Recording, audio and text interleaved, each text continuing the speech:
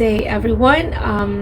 We're almost done with Genesis verse 2. We have studied, we have reflected and knew our Creator in the first chapter of Genesis, and we have known a lot of His character just in the first chapters of Genesis. How much more if we're going to finish it until Revelation? Aren't you excited? I am. Anyway, so we have learned that God is an all-powerful God and He created everything. We have learned that He has given us dominion. We have learned that He is ever excited to build a relationship with us. That's why He instituted the Sabbath also. And we have learned that He respects us and He gives us the freedom to choose. He respects us, He gives us knowledge and wisdom, and He allows us to use it. Aren't you overwhelmed at how God, our Creator, is different from the God whom we knew from the history? This is really getting deeper, and I'm really excited to share this with you. But anyway, I know if you have something in mind also, you can comment in the comment section and share it with us also. So we are going to but to reflect on Genesis 2 verses 21 to 25. We're done with God giving Adam the task to name his creation. Isn't it exciting? He's the one who named things, Adam. So now we will move on to 21 and 25. Verse 21, and the Lord God caused a deep sleep to fall on Adam, and he slept. And he took one of his ribs and closed up the flesh in its place. Oh, wow. Then the rib which the Lord God had taken from man, he made into a woman. Oh, and he brought her to the man. And Adam said, this is now the bone of my bones and flesh of my flesh. And she shall be called woman, because she was taken out of man. Therefore, a man shall leave his father and mother and be joined to his wife, and they shall become one flesh. 25, and they were both naked, the man and his wife, and were not ashamed. Oh wow.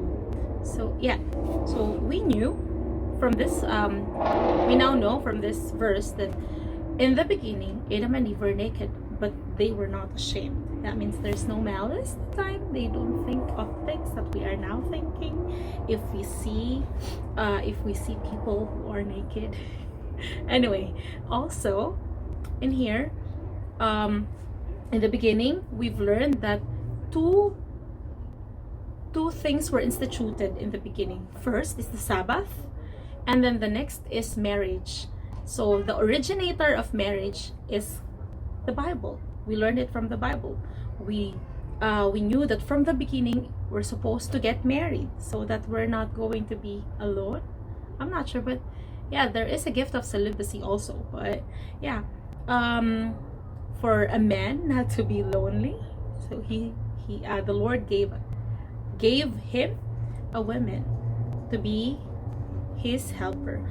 Another thing that we have learned here is that it's from the Bible. So we know that if we're going to live with our parents, there's going to be a problem, right? That's why in here the Lord said that even though there's no mother and no father yet, but He's saying it. He said that you are going to, if you got married, you're going to leave your father and your mother, and then you are going to become one flesh. So it's in the Bible. It's in the Bible. We thought that the Bible is just about spiritual things, that it's a boring thing.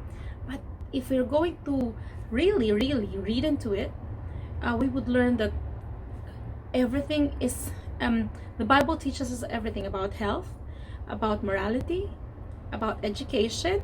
We're just not really studying it. But as we study this, we've learned that the Lord is also concerned with relationships with our in-laws. That's why He asked us to be. He asked the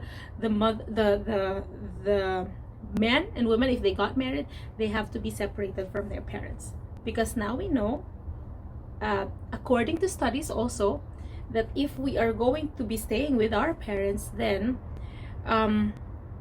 there's going to be a problem. Yes, and we need to be, and according to this, we need to be as one flesh. That means there's no him anymore, and then there's no her anymore, but there is one flesh. Whatever is his is hers, whatever is hers is his, whatever his decision will be her decision will be his decision, and they will become one flesh. It also doesn't state that one the other is better than, one is better than another. They are together going to be one, right? So that means they're going to share things. It's not about serving, like women serving the men only, and then men only serving the women. No, it says here they're going to be as one flesh. So wow, we've learned a lot, but we're going to go deeper on the third chapter, and hopefully I could also hear your any reflections on this verse, and I would be very happy to hear them as well. Thank you so much, and I'll see you again.